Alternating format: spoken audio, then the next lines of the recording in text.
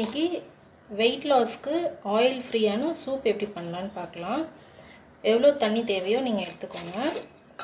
அதில் ஒரு ஸ்பூன் சோம்புத்தூள், ஒரு 1/2 டீஸ்பூன் பெருங்காயத்தூள், ஒரு 1/4 டீஸ்பூன் மஞ்சள் தூள்,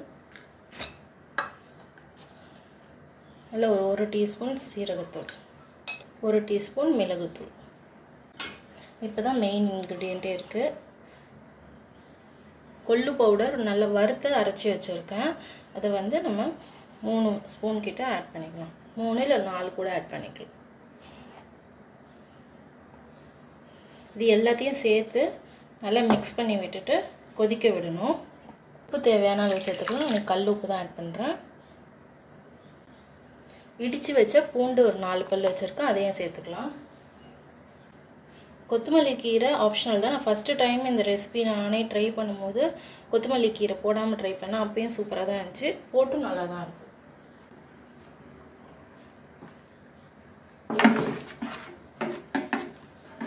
நல்லா கொதி வரட்டும்.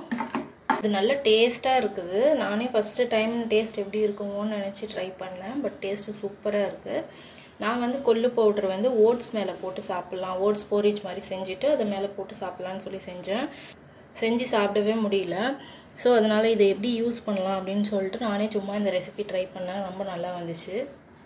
ஒரு 20 டேஸ்க்கு நான் இந்த சூப்பே குடிக்கலான்னு இருக்கிறேன். அதோட ரிசல்ட் எப்படி இருக்குன்னு பார்க்கலாம். நான் இப்போதைக்கு ஒரு 75லேருந்து 72 கேஜி வந்துட்டேன்.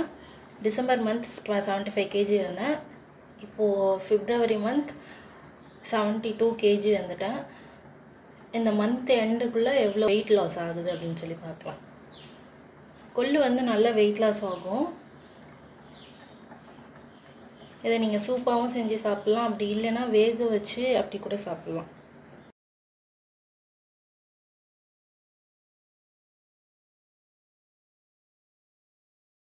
சூப் நல்லா கொதிச்சிருச்சு. இப்போ ஸ்டவ் ஆஃப் பண்ணலாம்.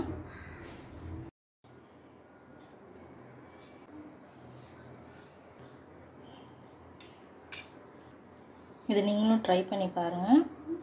ட்ரை பண்ணிவிட்டு எப்படி இருக்குன்னு சொல்லுங்கள்.